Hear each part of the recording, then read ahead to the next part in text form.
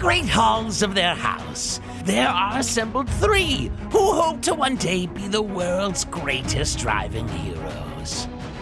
Created from the cosmic legends of the universe comes our team captain, the Vision, Bill Fisher. Their soon-to-be Wonder Woman, Vicki Fisher, and our Batman, the master of tools, gadgets, and all things mechanical, our mild-mannered, soon-to-be billionaire, Alan Danvers. Their mission: to fight injustice, share what is right and wrong, to get you out of your house and come out racing with them and serve all mankind. They are the Garage Heroes in Training Team.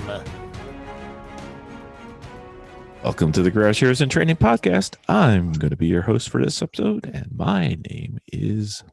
I'm going to go with Bill this time. Who else is hosting? I'm Jennifer. And I'm Vicki. No, you're not.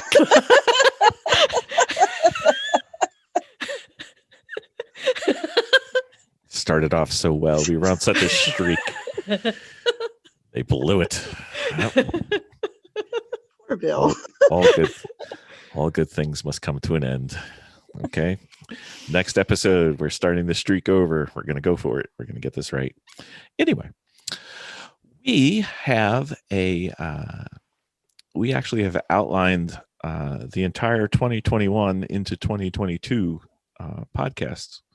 And Vicki wants to do a racing 101, how to get into racing, how to get started racing, and some of the typical things that one would like to know or learn about before going to their first event or even their first year of events, so that they could feel a little more comfortable, a little less stressed, and a little less like we felt when we did our first few events.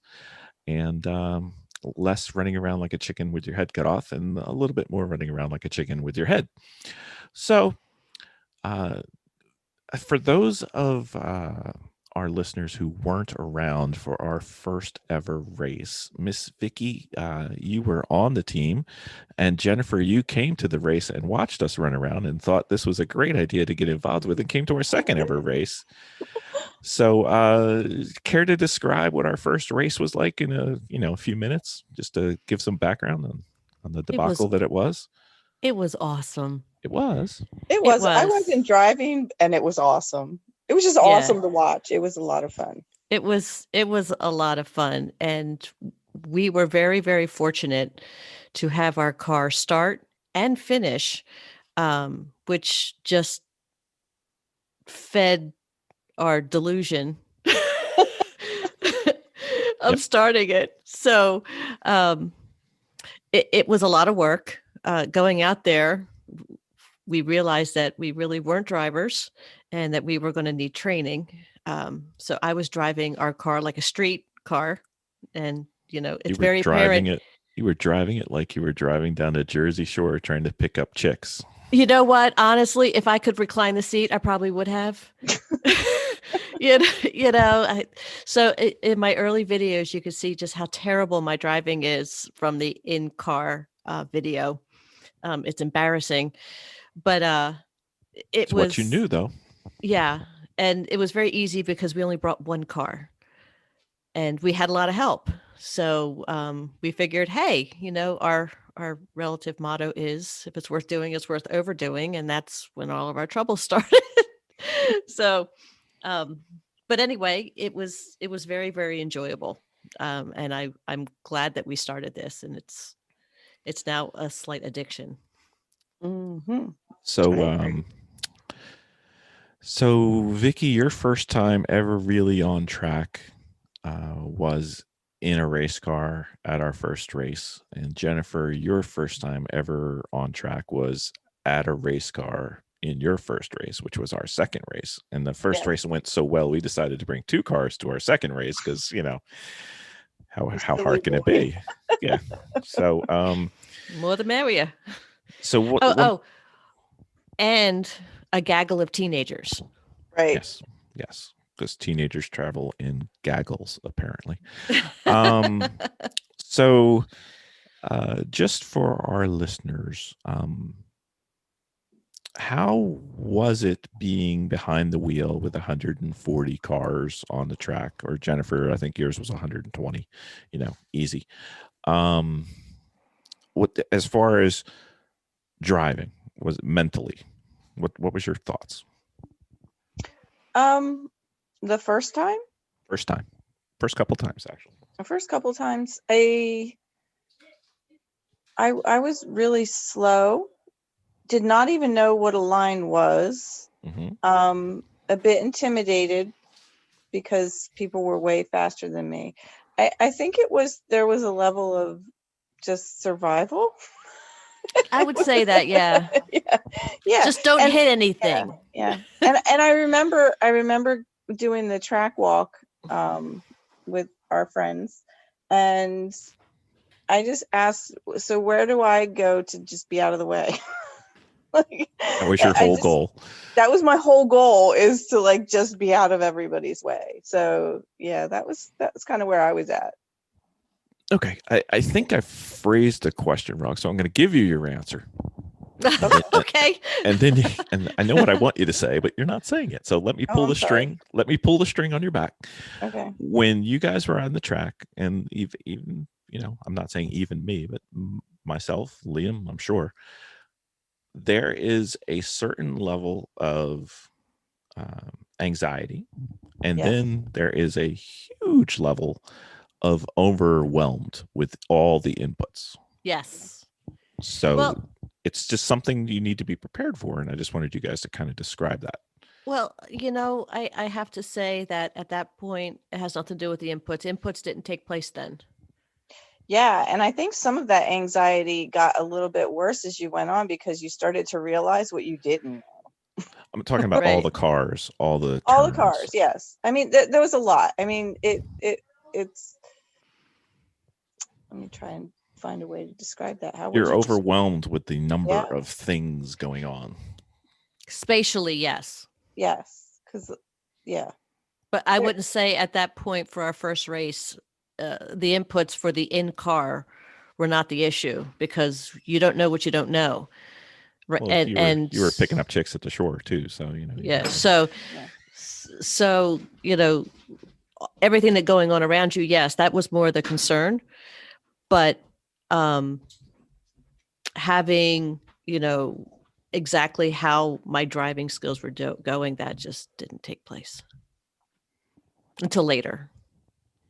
And that's when inputs became overwhelming a little bit. Yeah. I mean, it's kind of like if you put a bunch of fire ants in a jar and you shake them up. Mm-hmm. Yep. And then you just kind of like see what happens. Let's see what goes on now. Yeah. And you just like let them loose. So it's kind of like what it was. Yeah. So, one of the things that we've thought about was we're going to have an episode on driver preparation, what we did, which is not what you should do, and what we think you probably would be a much better path. So we'll do that later. But everybody's dying to get into building their race car or getting their car ready to race, and we found an article from Scott Lear wrote several years back, and I think it came out in the Grassroots Motorsports magazine, which is a very good magazine. And it was on building a road race car in 8 easy steps. So we were just going to kind of go through his outline of how the process goes and try to break it down into, fairly large, simple steps, and try to see how things go in terms of building your race car. So we're going to use that as an outline. Thank you, Scott. Thank you, Grassroots Motorsports. And just walk through exactly what we think is a logical progression for building your first race car. Now, Vicki's raising her hand, but has herself on mute.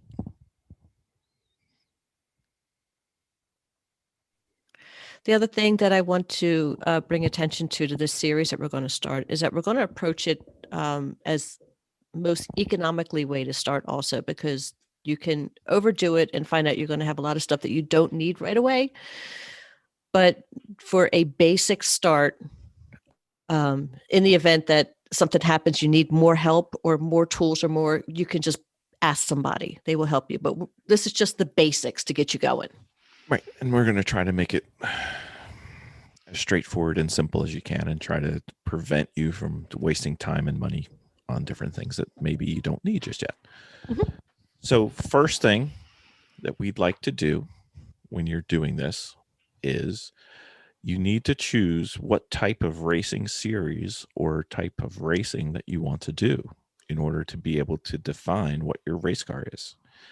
For instance, if you're going to go do an HPDE and you just want to do some on-track driving to learn how to drive on track, you can go to an HPDE. What would you do to your car for an HPDE, Vic? Honestly, you need to have a helmet. Most likely, you need to have good race brakes. Probably great. Yeah, and probably good rotors and fluid. And your fluids. It's very basic. Don't do anything else. No, not for an HPDE. You'll be fine. Nope. You can take any car. Any car. The only thing you don't want to do is you don't want to bring a car that'll like flip over. Mm-hmm. So you're not going to bring a jacked up Jeep or something. What was that SUV that used to flip over in the 80s? Right. Suzuki Samurai, I think it was. Mm-hmm. One of those two. Now, when you do the HPDE, that the car that you're going to bring is probably, if I have it correct, is good up to level 4. You can't go into level 4 with a straight car right off the street. Yep, but you're not going to be in level 4 for a while. Not for a while. By that time, you'll know what you'll need for everything. Yeah. So thematically for an HPDE, don't do anything to your car. Ideally, don't get a 90,000 horsepower car and just go out there and drive something that you can handle and something that you can learn from. Jennifer's using a stock Miata, great car. Our son's using a stock Toyota 86, which he daily drives, and all he does is just change his brake pads, and we use brake fluid, and he's good to go. Vicky's using another Miata, and you don't want to have too much power, especially in your beginning, and you don't. At this point, when you're this early in your career, I guess the philosophy is don't waste your money doing more because you don't really know what you want or what you like or what you need. So just wait.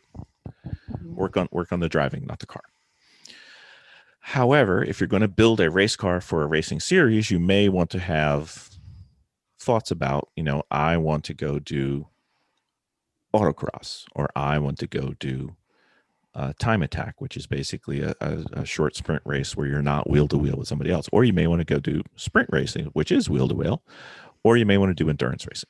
So figure out which type of racing you wish to do, and then try to pick a car that's semi-appropriate. Thoughts? Agreed. No, I agree with that 100%. They're all built a little bit differently. Yeah.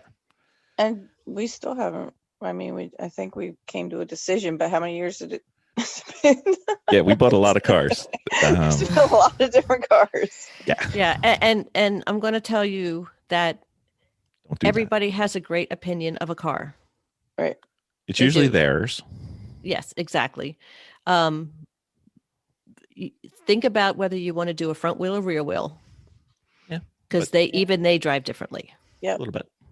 Mm-hmm. So you're going to think about, do you want to do, if you want to race with NASA, go race with NASA. Look at their rules. Look at their types of racing. If you want to go race with SCCA, go race with SCCA. If you want to go race with low-cost endurance racing like Lemons or like Lucky Dog or like Champ Car, go look at their rule books and see what it is. And some cars make sense. Some cars don't.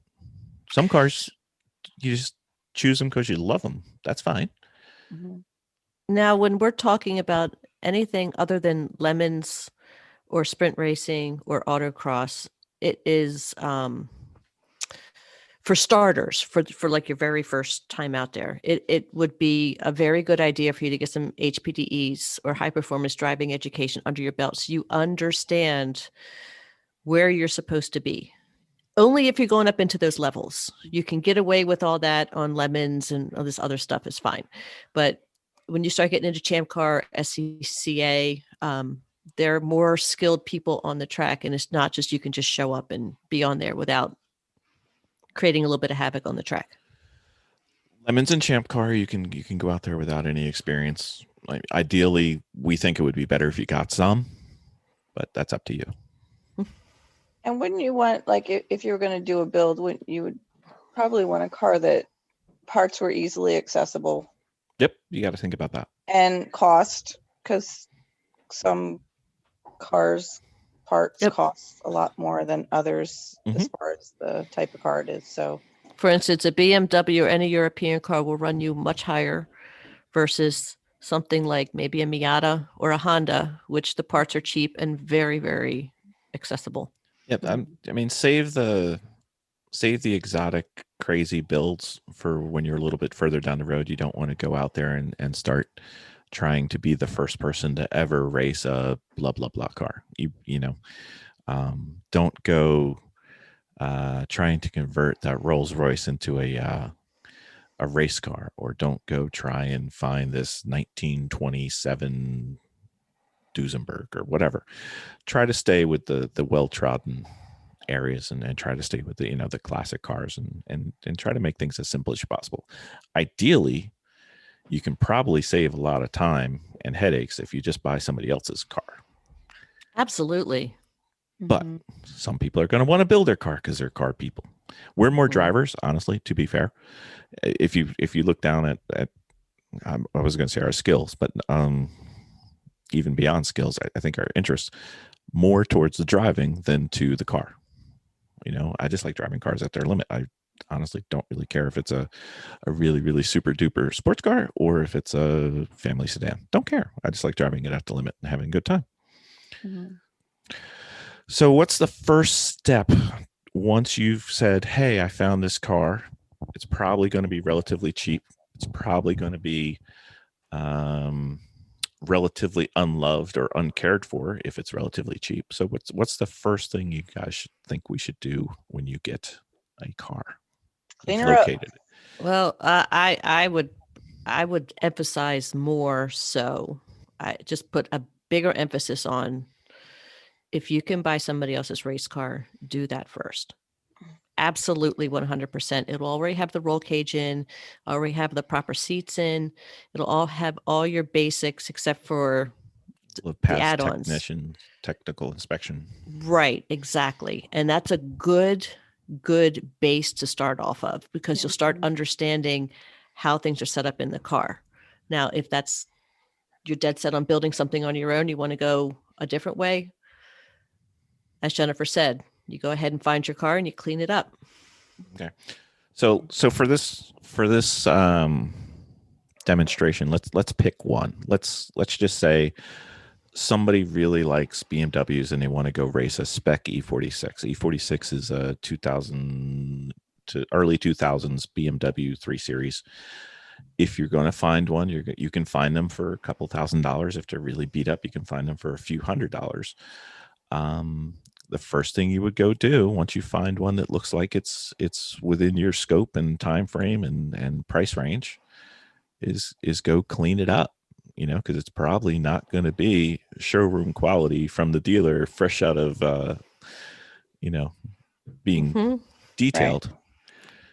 So you don't want to bring all that junk into your work area. Now, we could if it was ours, because our first work area was our front yard. So if it was dirty in our front yard, really didn't matter a whole lot. But if you have a garage or you have something else, you're going to want to clean that car up. You're going to want to wash it. You're going to want to vacuum it. Like, you're probably going to try to get rid of any debris or French fries or whatever's in there. Dead animals. If you got it at the junkyard. Yeah, pretty much dead animals, anything.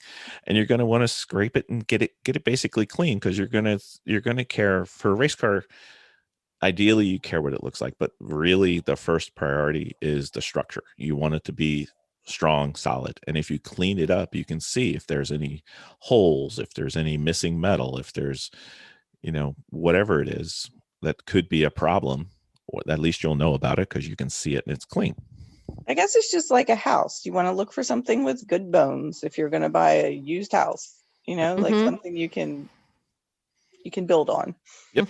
Even if you did buy someone else's race car, you're going to want to clean it up. You're probably going to want to take off all their letters and all their graphics and maybe even scrape some sections and see what the metal looks like, because that's what really matters. Unless it's a Corvette, then there's going to be fiberglass, but that's a different story. But you're going to want to do that. And then what's the next step? Strip it. Just strip it. You're going to try to take everything out of it. Now that you've got this nice car that you're ready to go, you're probably going to say, let's get the seats out. Let's get the carpet out. If it's an HPD car, you're not going to change to a race seat. But if it's a racing car, you're going to want to change to a race seat. You're going to pull out the standard seats. All the carpet, all the soundproofing, which is a bear to take off. A chunk of the dashboard has to come out. Sometimes the dashboard will need to come out because you're going to need to get access so you could build your cage and put everything in there. You may or may not need to move the battery. Some batteries come in the front underneath the hood. Some batteries are in the back underneath the trunk. Some batteries are random places. It took me several hours to find my battery in the MR2. I remember it was hidden underneath the spare tire in the front trunk. So if it's soft, remove it. Yeah, pretty much. Yeah. If it's interior, a race car, for sure. You have to make some decisions. Are you going to take out the air conditioning? Probably. Are you going to take out the defroster? Probably not. We would say don't. The little bit of weight is not worth not being able to see out your front windshield. There's other ways of doing it, but if you wish to do that, you can leave it. You can go with a window that has like the those little metal lines in it, like a rear defroster. You can put those on the front windshield. You can have that. You can have a bilge pump or some type of fan blowing. Bilge pump is the wrong word, but you can have a big fan blowing on the window, or you could just use the one that's stock. It's up to you. Really, it's really as custom as you want it to be. Be very careful your electronics. Leave all your wiring in place. Yeah. For now. Until you know more, or until you know exactly what you're doing. Be especially careful of your grounds. You want to be careful of that. And some racing series, you're going to have to, like in Lucky Dog, you cannot have side door windows. So you need to remove those. And in Lucky Dog, you have to remove the steering wheel lock, because they don't want the car to ever have no steering due to some failure where the steering wheel gets locked. It's easier than you think it is to go in there and take that out. It is. Sometimes it's harder to put it back together, but that's the different story. Yeah. Right. Getting it out, it's easy. So that's what you do. You try to make it basically as bare bones as possible. Try to eliminate anything, because, speed is proportional to the weight. The lighter the car, the faster the speed. So you want to do that. Okay. Here's the big one. What do we got to do next, people? A roll cage. Roll cage. So this is not where you want to learn how to weld. This is not where you want to read a book or watch a YouTube video and then go at it. This is something that actually protects you and your team while you're driving. So if you don't know how to do a roll cage, which we're assuming that most of our listeners don't, before their first race, recommend going to somebody to have it done, or working with somebody who's already done it. Absolutely. Yeah, I think the quality of the roll cage and the quality of the seatbelt you have are some of the most important safety features that you could put money into. And besides that, you could just do it wrong. Yeah. And then you're just going to have to take it out. Yeah. What will happen is that you will go through inspection, and they are going to crawl all over your car to make sure that you have all the safety features that are in your car. And all these safety features and requirements will be listed in the race series documentation, exactly how they want it. Just go ahead and make a big checklist of stuff that you're going to have to tick off on that. There's going to be anchors that are going to have to be in with the battery. There's going to be certain people are very funny about the battery. So on how that's going to be mounted, and a bunch of other little features that are in there. So make your checklist, but they will crawl all over your car. And if you don't meet those, they're going to kick you back to your paddock. To protect you, not to be a pain. Exactly. Exactly. Yep. So roll cage, if you are an exceptional welder, if you by chance have your day job is welding pipes for an oil refinery or a natural gas facility, okay, maybe you might be a guy ready for, or a girl ready to go make your own roll cage. But it's probably not something you want to just, that sounds like fun. I'm going to give my hand at it, because in the end, it's what saves you. Mm-hmm. And don't scrimp on it. Don't try to make the roll cage out of thinner metal or aluminum or, this is supposed to be fun, and you're supposed to be able to walk home at the end of the day. So read the rules, work with somebody else ideally, or work with a fellow team that could help you. We have everything we need as a team. We have the metal, we have the benders, we have the welders, and we still don't make our own roll cages just yet. So right, exactly. So recommendation for that is you can reach out to the series that you're interested in racing in and ask for recommendations on, where you can actually have one done, or a direction they can point you into. Or even if you're going to try to do it, they're going to talk to them first to make sure, like, hey, draw it up and say, this is what I'm thinking about. And they'll say, be careful here, be careful there. Yeah. And the other thing is certain cage designs are legal or illegal for certain series. You can have, in the case of a roll cage, you could have too many contact points with the suspension. I mean, with the structure, and actually be illegal for a certain series. They don't want too many nor too few, and they have to be in the right positions with the right size feet, with the right size plates and the right gauge metal. So it can be tricky. So especially, one of the things I wanted to do when we first started our team was I wanted to build one car to rule them all. I wanted to have, not that I wanted to rule like win, but I wanted to be able to take this one car and we could go race it in any series we wanted. And we could never figure out how to do it. And it's because a lot of the series that we were interested in, the rules don't run in parallel. So pick the series or a couple series that you're interested in, and make sure that you have a roll cage that fits for that. And series. Again, this is kind of, for roll caging. This is not this is like a 2.0 for racing. Again, maybe our best suggestion would be to go ahead and buy your first car with a roll cage already in it. Mm-hmm. Yeah, okay. or pay somebody to do it the first time if you haven't done it before. It's just so important it's just a huge safety feature for the car. Right. And we're working on a car right now, and we're having somebody build us the cage for it. And I've seen their work, and their work is exceptional, and they're friends, so they're helping us out, and we're going to finish the rest of the build ourselves. But we didn't want to take a chance on having a roll cage that didn't work, and we didn't want to risk it. So we basically said, hey, we have all this tubing, but we're not going to use it. So we're going to use it someday, but not today. And you don't want to get to the race after paying all the money to enter and all of your drivers entering, and then fail inspection. Right. And then you'll spend the rest of the weekend trying to fix and you may or may not, by the end of the, weekend, be able to get back in there to race, because, it's such a big project. So you really want to make sure that piece is done correctly before you get there. Right. And again, when I kind of bring up like the 2.0 of racing, when you're actually in the racings and you're getting comfortable and you're starting to know people, that's when you start making your connections of, hey, you could share garages for builds. You flip over here, we can help you with this build. And then you can go over there and help them with their build.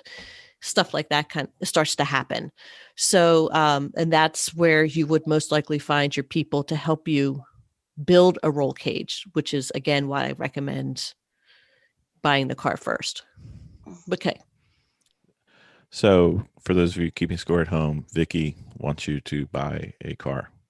Yeah, you know, We got that. Well,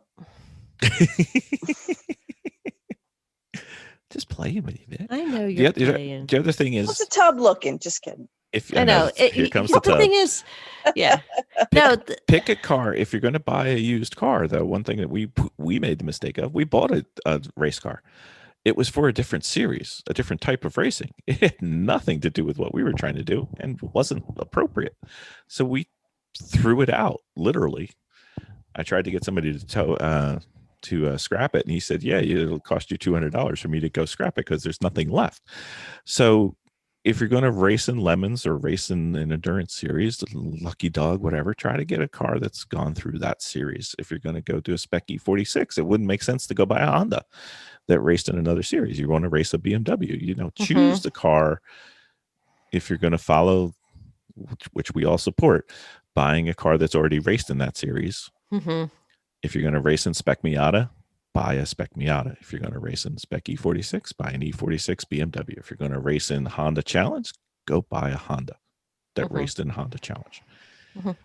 Okay, so research. I would, once you pick what series you want to race in, then go and just read before you randomly make purchases, because that will probably save you a lot of effort, time, and money in the long run. Absolutely. It's not the cool way. It's not the sexy way. It's not the fun way. But we did it the other way, and we wasted a lot of money and bought a lot of cars. And I'd say over half of them have not been on the track with us yet. Vicki's just shaking her head. Yep, I know. We just had a garage sale, so literally, we did. We sold several garages worth of cars. Yes. Everybody's got a great opinion on what car is best, and Bill had them all. You figure if you buy one of everything, you finally get a good one towards the end.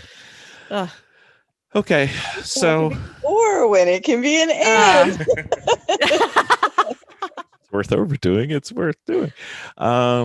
Okay, so let's pretend that you have your cage now. What would be the next step? Paint the interior. Why?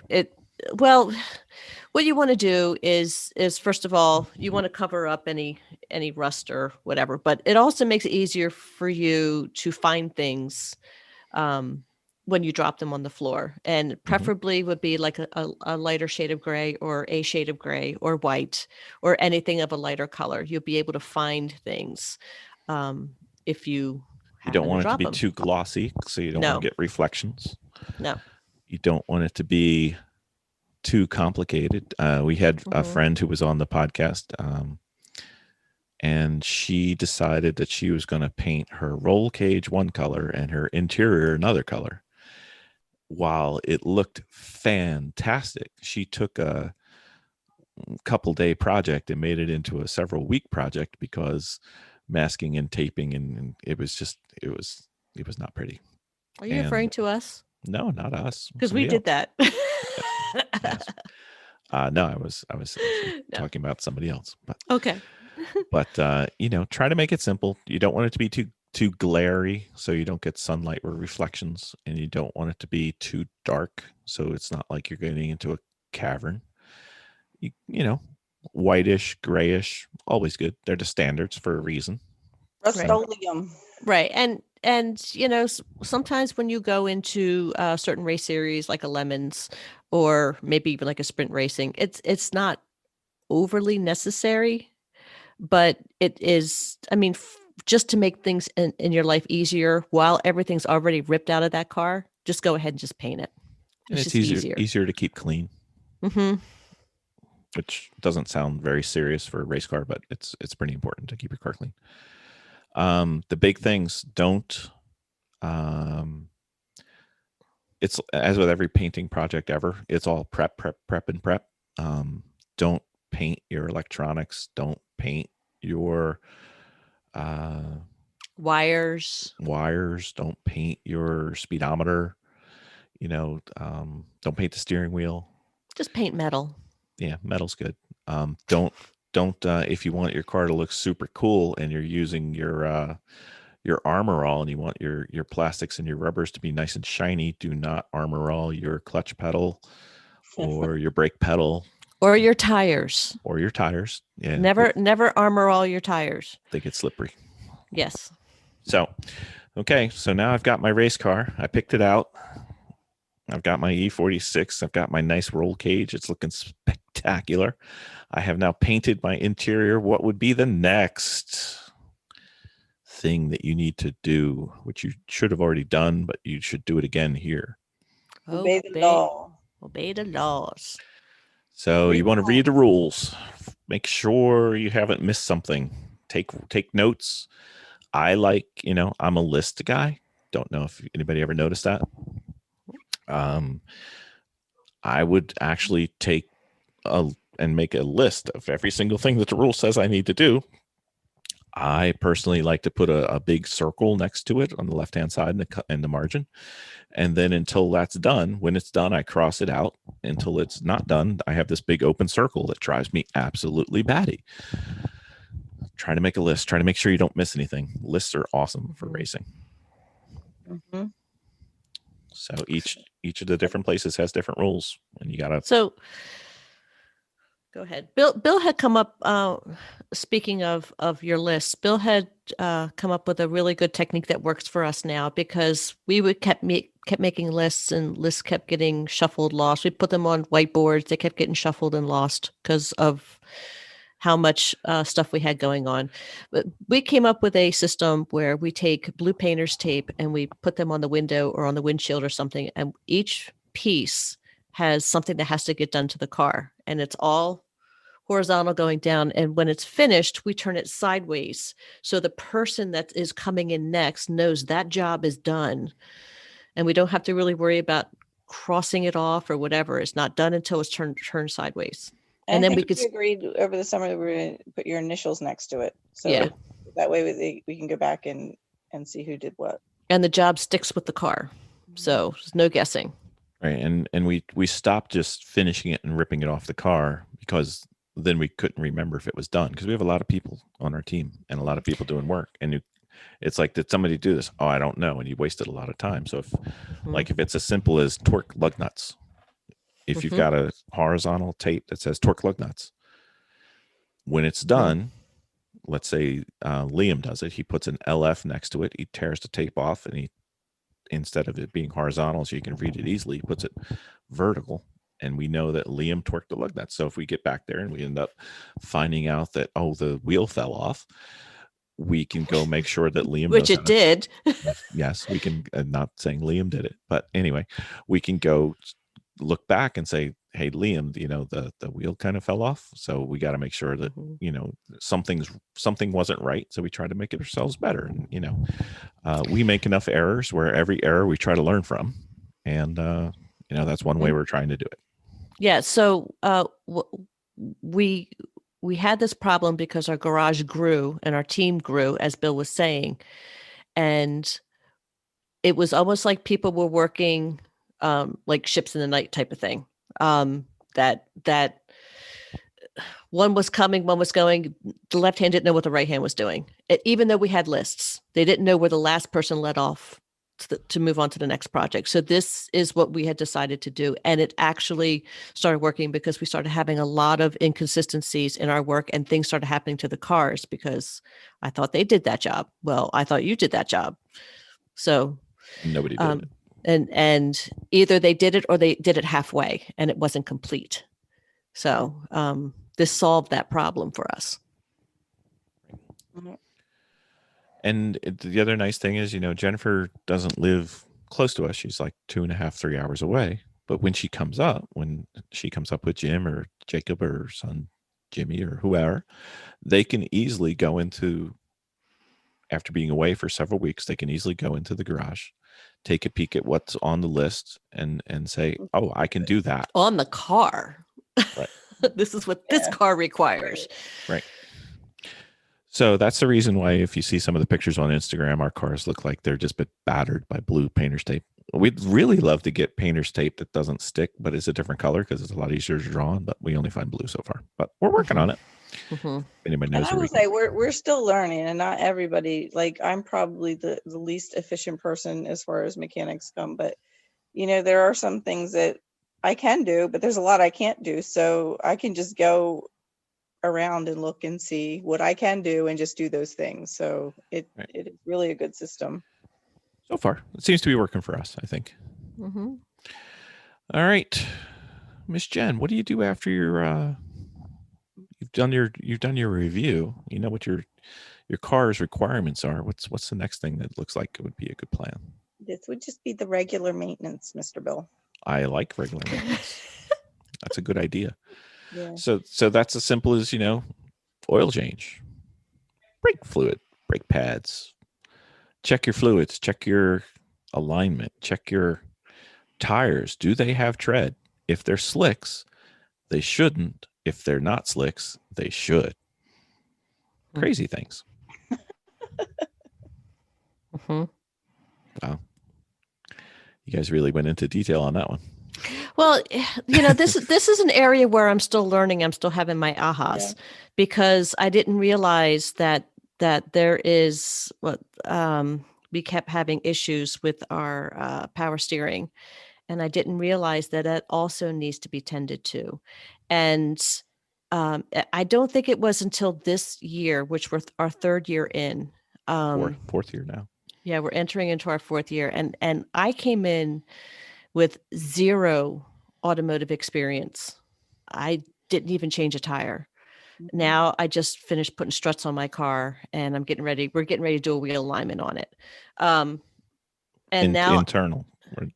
Now I can start looking at an engine, and I'm starting to understand more components and what they do and how they link up and what their purposes are. And right now I'm just a parts swapper. But when it came to the fluids, I didn't realize there were fluids that were deeper inside the engine I needed to worry about. So I don't think it was until we had one of our guests on named John Lavin, who just said, episode 157. It was a great episode. I honestly think I had my big aha moment when it came to maintenance, that in the off season, and especially after your races, there's certain lists that need to be taken care of, and certain whether it's time on the car, how long has that part been on the car? And even though it's not broken, sometimes it needs to be taken off and replaced depending on how hard that car has been driven. So there's something on your car called consumable parts that you need to make sure that you have. And we'll go into those also. But basically, he was saying that you have to remove those parts, and you have to look at the parts or replace the parts that go whir. And that was my big aha right there, because those parts will wear down, and you have to take care of those. So that's when we go back to the originally when you're choosing your car. If you're choosing a car like a heavier car or most of the European imports, they're going to be more expensive brake rotors, brake pads, things that wear. If you're choosing something lighter or something like, the answer is always a Miata or a Honda. I like Miatas. those cars are lighter and their parts are cheaper, so they're typically cheaper to run. If you go look at the podcast that's coming out tomorrow, but you haven't heard yet because it's, as we're recording, it's coming out tomorrow. But Ian Korf runs a Yaris. He has a very, very low cost car with very good fuel mileage and very low cost consumables because it's a very light car.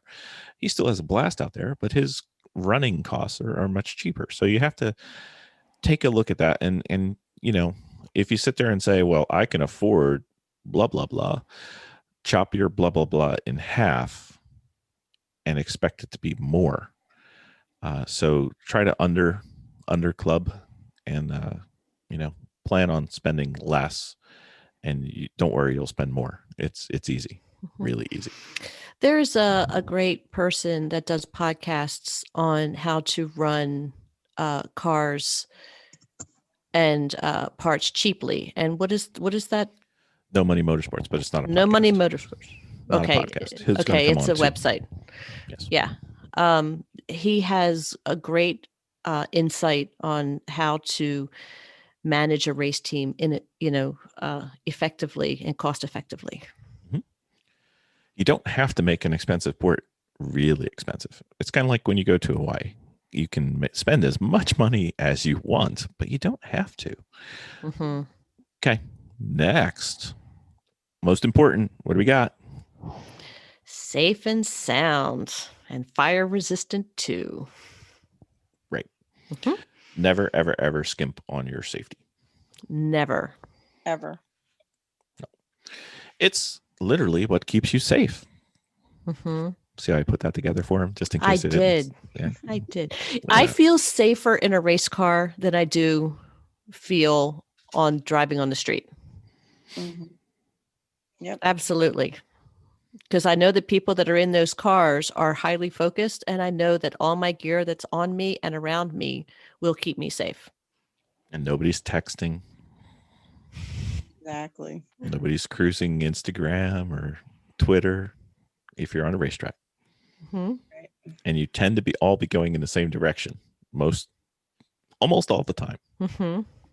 When you're not going in the same direction, either you or they are having a serious problem.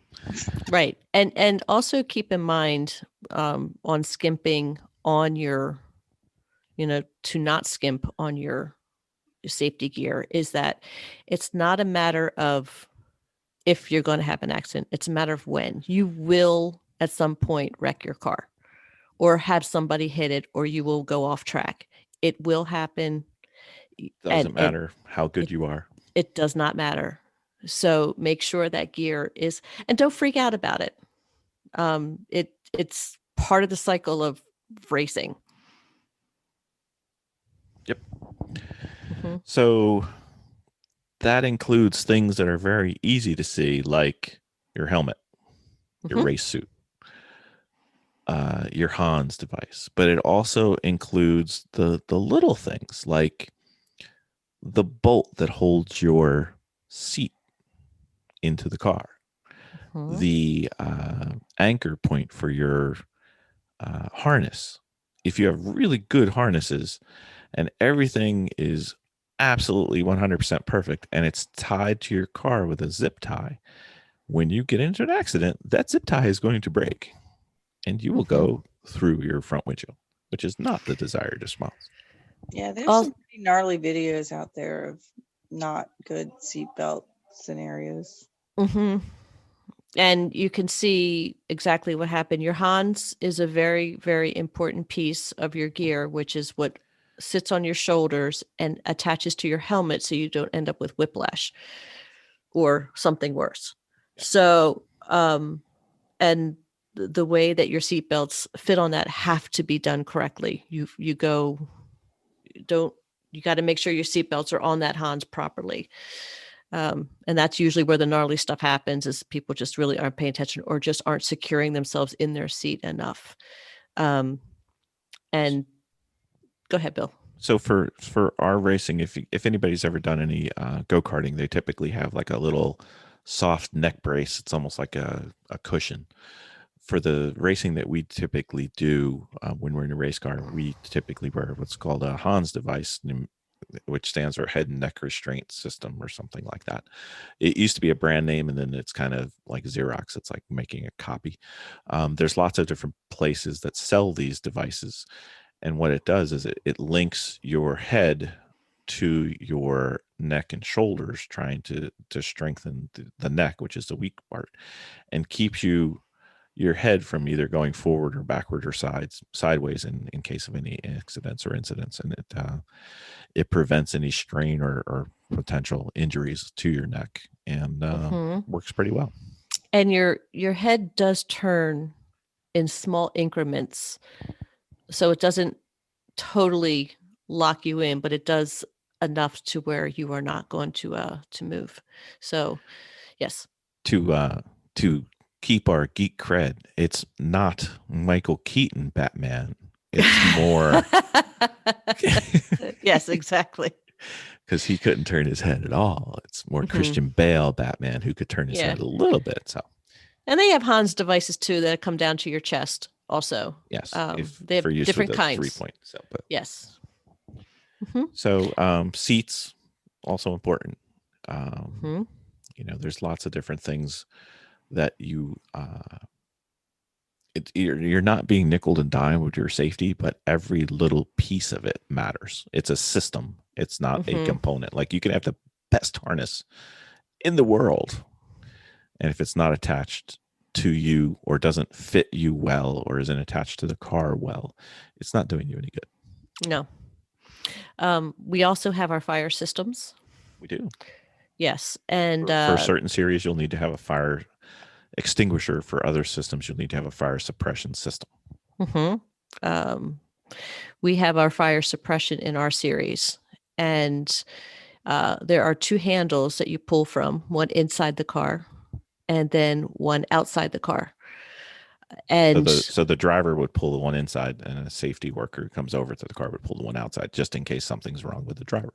Correct. There's in our series, there's points that go all the way through to where it hits your feet and then your waist. Just with these little nozzles that feed all the way through the car to the fire extinguisher, which is set up with this system. And then there's 2 hoses that branch off of that and get fed to the engine. Yep. So you want to keep the driver safe, and you want to, in most of the fire issues are in or near the engine. So there's 2 in the engine. Usually aim one at like the fuel rail and something else that would be likely to cause a fire. And then you want to, basically shower the driver to protect them, usually towards their feet and towards their torso or waist. Yeah. And installing a fire suppression system, it sounds complicated, but it's really not. It is quite easy thing to do. Even we can do it. So and for your suit, you really want to check the fire safety ratings and make sure that they're the right ones for the series that you're in, because there are different ones. Yep. And the higher the dot rating, there's a .1, a .3, a .5, and I think they came out with one that's even higher. But it's basically how long, if you're on fire, is it protecting you from getting burnt? Yes, you are not good. Yeah, go ahead, Jen. That'll be in when you read the rules. It'll tell you exactly what would be acceptable and not. And that's another pricey that you're going to have to purchase and have to have and go through tech with. So you want to make sure you're putting your money into the correct one instead of having to get to tech and then not having what you need. And you can buy new on these things, but you can also go on eBay or whatever, and you can buy suits there also. Race Image sells used NASCAR and Indy suits. Yeah, you can get really cool ones, but I mean, you can find them more cost effective if you want to go ahead and buy used or get somebody else's stuff that they're just trying to unload. And it's all dated. Yes, and everything is dated. You can spend as much money as you want, right? And you can spend it wisely, or you can spend it excessively. Now, if you have unlimited amounts of money, you can buy anything you want and go do anything you want. We're trying to save you money. Also, if you have unlimited amounts of money, garageheroes@gmail.com would love to be sponsored by you. But we're trying to help you save your money. We have a whole bunch of links on our website, which are cheap places, yet good, kind of bargain places where you can get good race equipment, good safety equipment, good sources and resources that we've used and would recommend. So if you ever have to, go to our Garage Heroes website. Okay. What is the last thing that you should work on? I feel pretty. What is the only thing that Vicki and Jen seem to focus and work on? No, I feel pretty. This is our favorite part. This is where Jennifer and I shine. Right. So Livery. Yep. livery. Yeah. Liveries. Yes. Liveries. Yeah. Yep. Liveries. Don't make your car pretty until it's finished, Yeah. because it's just going to get messed up. Yeah. It is. You can buy your numbers online. There's race places that you can get your numbers. Sometimes you can buy your numbers. If you're at an HPDE, you can buy them right there. You can use tape. People just paint them on sometimes, depending. Sure. But you also have to be careful, because if you're entering into a race series, sometimes the numbers aren't solid. Yeah, they aren't fixed. So you pick something that's really, really obscure, or so nobody will take it. Sometimes the 3-digit numbers are sometimes start to get pretty obscure. All the lower numbers are mostly taken. Yeah. So like, don't think, oh, I like Richard Petty, I'm going to be number 43. Nobody's ever thought to use that number before. Yeah. It's probably so taken. If it's going to be permanent, or I would avoid that altogether. Vinyls work really well. You can get those online. You may meet friends at the track who have a vinyl cutter. They may cut them for you. Yeah, that's right. Jennifer and I have painted cars. We have decaled cars. We have wrapped. We just actually did our first wrap on sections of a car because the rest of the car was so intimidating. So we just instead of painting our one vehicle that we had, because the paint job was really, really good for the most part, that we didn't want to have to strip that whole thing down. So we decided to do some wrapping on it, which was actually pretty fun.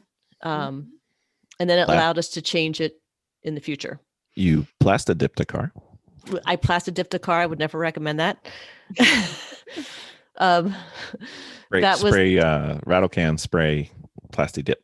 Yeah, I thought that, hey, that would be a really awesome thing, because then we can, change it in the future. Of course, wrapping wasn't that, in my mindset or even a thing that I had thought of, because our first car, what did we know? And the thing is with the plasti dip is that it picks up every oil and every dirt. And if you have a decal that you don't like, it'll take the decal and the plasti dip with it. But I must say, yes, if you are the type of person who likes to peel people's sunburns, it's perfect. A plasti dipped car is right for you. Is perfect. Yep. But don't let us steer you that way just because you're into peeling people's sunburns. Yep. You could do rattle cans. You could, you could do the wraps. We had just moved on to having a paint system, and we high velocity, low pressure. Just yes. Yeah. It's like a cheap version of like a professional painting system. Right, exactly. And we are fortunate enough to have a garage, and we've mentioned it before, have a garage at a small hobby airport. And ours is a closed heated hangar that has room for like 7 cars that everything's kind of set up in there. Obviously it was a bigger plane, but it was heated. So yay. But there's a lot of open hangars that are out there. So we would have a tendency to just roll everything down to one of the open, smaller hangars, throw cardboard everywhere, and just use it as a paint stall. So they don't seem to mind that. So that was pretty cool. Well. It did. It really did. So choose something fun for your car, whether you theme your car, depending on what your race series is. If you like it goofy, if you like it smart, if you like it fast, have a good time with it. If it has a decent paint job on it, just think about just decaling. Yeah. You can get race stripes and everything right online for whatever car that you have. And if you feel like getting a little crazy, we end up getting we end up getting an entire Deadpool that was supposed to be on the back of a trunk, the tailgate hatch or the tailgate piece, and we just cut Deadpool out. Yeah, of a truck. And we just cut Deadpool out and stuck it on the car. just laying sideways, just doing his thing. So, I mean, you can be creative with it, have a good time. Try to avoid the overused themes if you can. Don't think that, hey, I'm going to have the Gulf livery. Nobody's ever seen that before.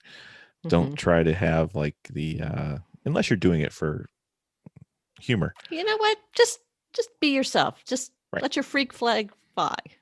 Just have a good time. Especially, okay, so we're in the lemon series, and as everybody knows, and the nice thing about that is that what is the trophy for that one called? Index of effluency. Yes, it is. So, and it just, theme your car and have a good time with anything that you want. And, it could be Tostitos. You should go out as a nacho, just, I think the most memorable one in our series was that somebody had decided to have their car and their whole entire team be Mario Kart, and their car was the purple shell, and it was a purple car, and it had literally Blue shell cones. It was a blue shell. I'm sorry. And it had cones all over it, like spikes. And that's what they raced in. It looked like the blue shell going around the racetrack. It was hysterical. Yep. So, but all that will depend, I guess, on the series that you pick. It would depend on the series. Yeah. But have fun, enjoy it. And the general rule in lemons is, if everybody gets it, that's okay. But if nobody gets it, then it's too weird. But if only one or two get it, that's about right. Yeah. Like our car numbers. There's only like 2 or 3 people in the entire Lemons paddock who ever knows what our car numbers are for. Yes. Which is perfect. And how much time I spend on car numbers is just ridiculous. It's stupid. Thank you. It's stupid. Thank you. Thank you. Thank you very much. So that is it. It really doesn't take that much to get your race car ready, your first race car, but it is time consuming. It takes a lot of time, and there are certain steps, especially the roll cage, where you really need to know what you're doing. Mm-hmm. A lot of it is just trying to digest and when we say read the rule books and study the rule books, it's not because we're just saying, oh, this would be a really good thing to do.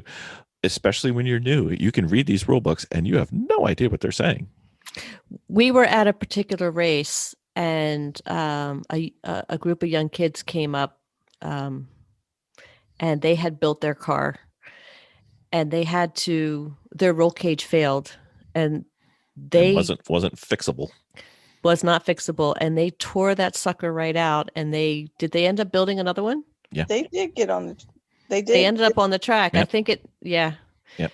It took all weekend. It took all weekend. Yeah. I don't think they got until Sunday. No.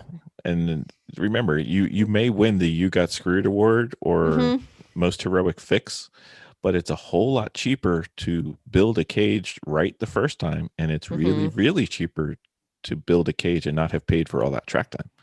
Yeah. So come with the right stuff is the best thing to do, and it's a $2 trophy. People, you really don't care. So go have fun. Be safe though. If you have any questions, feel free to reach out to us, garageheroesandtraining@gmail.com. Let us know. It's a lot of fun. It's not as bad as you think it is, but it probably takes longer than you think it does. Is kind of, I guess, how we'd summarize it. And this is build season right now. Your build season will start from most likely it's I think the race season pretty much ends in December. Well, and depends where you live. Yeah, and things go quiet. I know we're in the Northeast, so our build season starts November, although we don't get to it till after Christmas. We, us, not we, everybody. Right. So our first race in our series, we're shooting for April, and we're already feeling like we're a little bit behind. So we're starting to pump things out. Yeah. So just keep that in mind. It takes a long time. You think it doesn't, but it does. And then our next series, as we start going on, we'll discuss the basics that you're going to need at the track. Yep. And things you do to prepare for the track, and things you do to prepare for your first time on the track, and various other things. I think we have 6 or 7 episodes. We'll have one each month, and we should have these going forward. Every month. Okay. Or maybe if Vicki gets her way, it'll be more than once a month. Anyway, I'm thinking if we're going to start getting these people ready for season, then we should probably start doing them more than once a month. Okay. Mm-hmm. All right. So all those guests that we've already recorded, you're waiting. No, we could squeeze one in on a Sunday. All right. Extra bonus episodes. All right. Very well. For all those people who wanted more Garage Heroes in Training podcasts, you just got your wish. For all those people who said, why are we doing the one we're doing? Sorry. There'll be more. We'll get them out. So, proof, once again, we can do a podcast in under 17 hours. We've done it. Yes. We did good. Who knew? Thank you, everybody. Have a great night. Bye. Dominating with Dawson. Paging Ben Dawson. Present. Oh, he's back again, Jen. Awesome. Awesome, Dawson. Awesome. Watch racing. out. That's right. Back to our 101 segments. Ben. I love it. We had a guest on, I remember it was probably over a year ago. And they didn't want to start racing until they thought they could win the race. Oh, really? Huh. We tried to talk him out of it. I think we might have had a chance at it, but I tried to explain that there's other things, other wins at a racetrack besides the one winner of the race. Right. Care to expand upon my theory?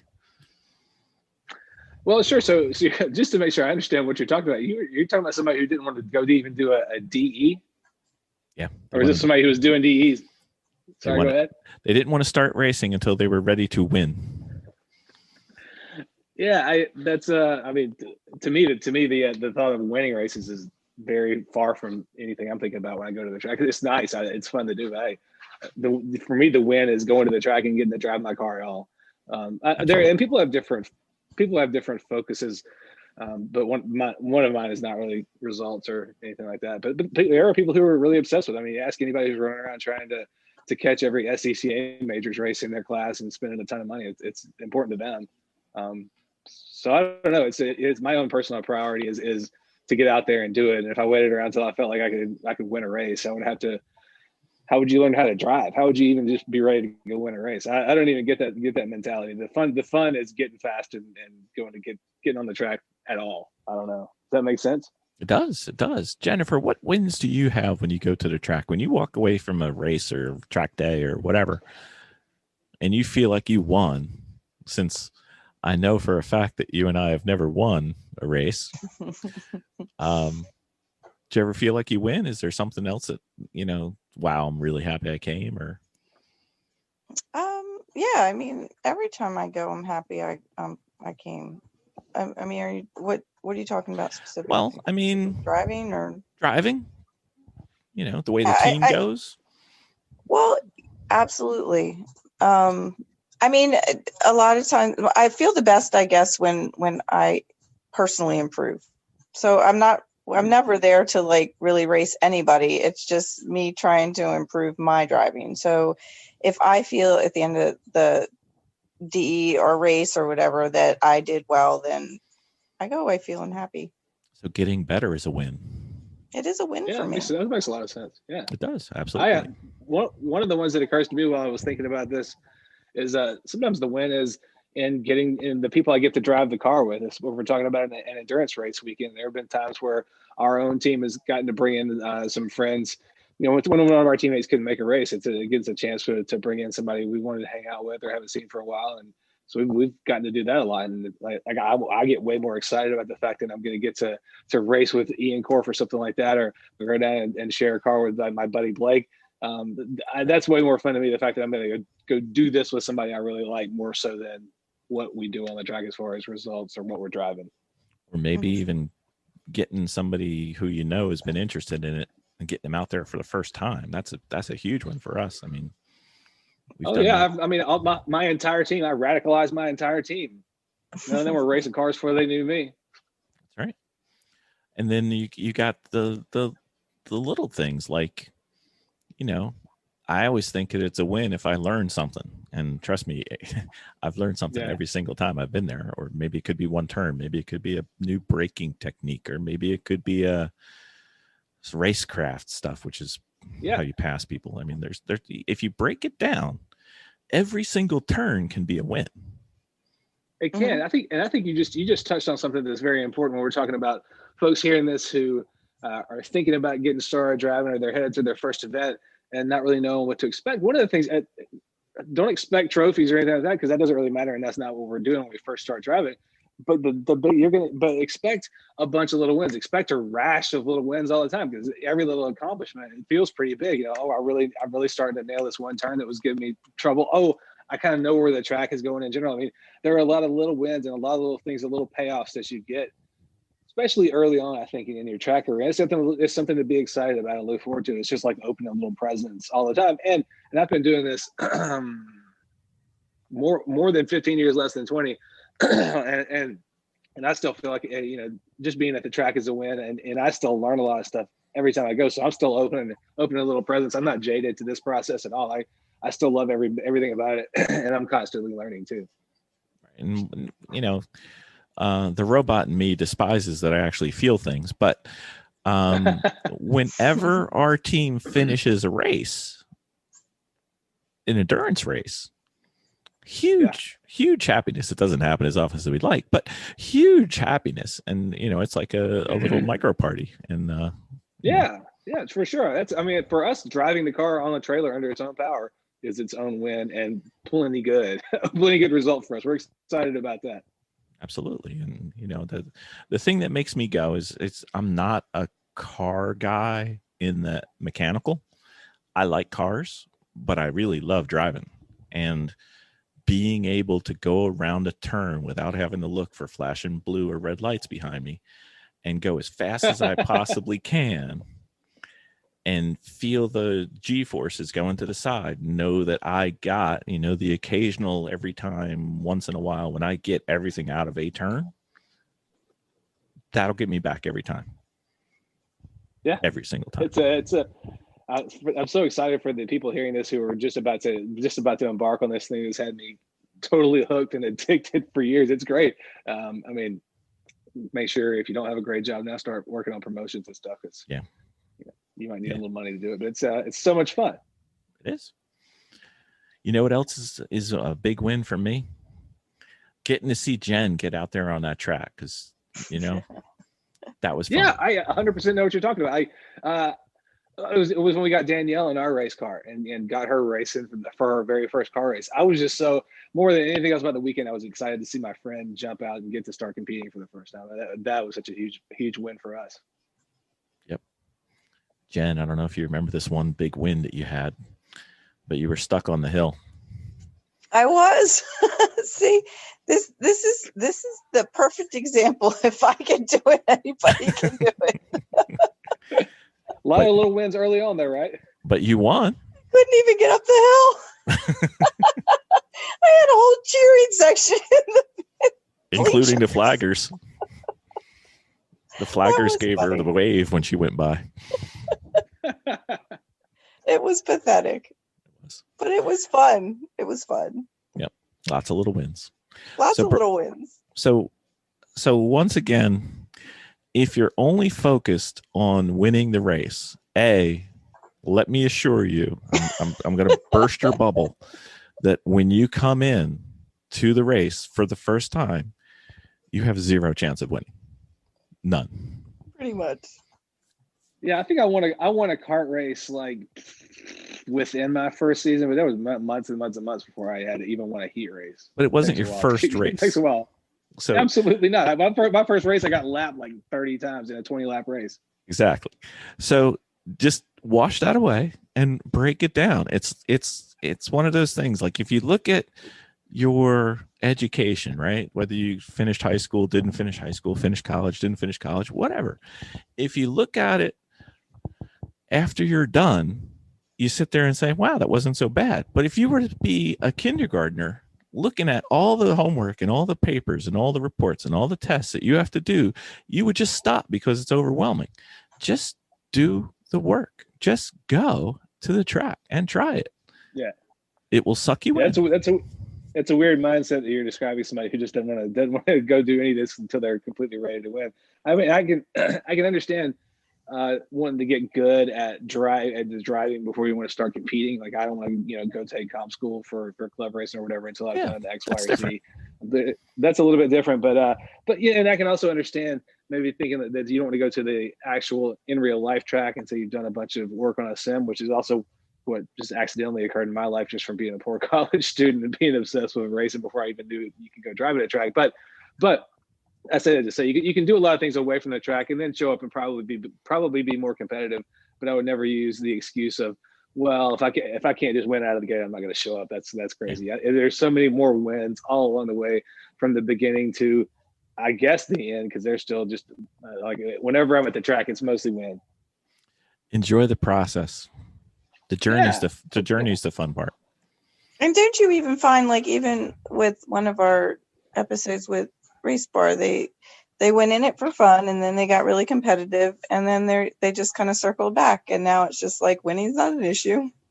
Just have fun. Yeah, nobody's making their mortgage on what we're doing. No, right. Exactly. No. I mean, you can make yourself crazy, but you definitely can make yourself crazy. Like when I was racing karts before I got out of it, I got a few wins. I got into my second season. I got a better chassis. I started getting pretty serious about it. And I was doing Mr. Wizard chemical stuff to my tires until 2:00 in the morning every weeknight. And I got crazy. And every time I went, when I didn't win the feature, I felt like I'd failed. And like it got to the point where I was so obsessed with it, it wasn't any fun. Like it wasn't even fun if I won. It was like, oh yeah, I won. Well, Exactly. I felt like I was owed if I didn't win.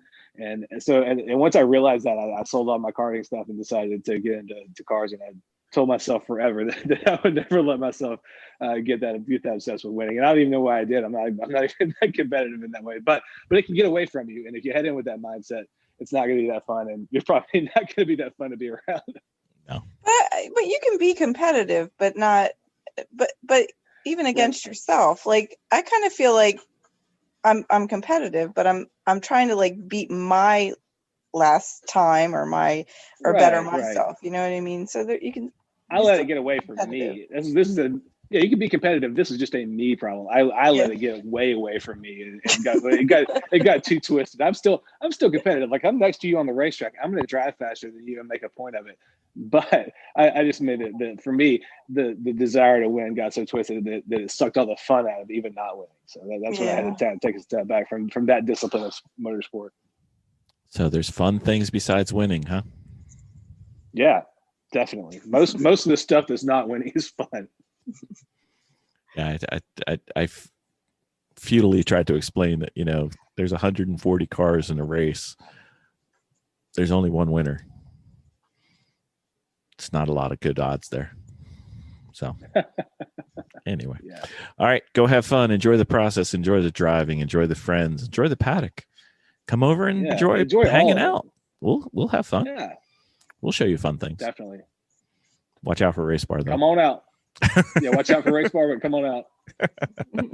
Thank you, guys. All right.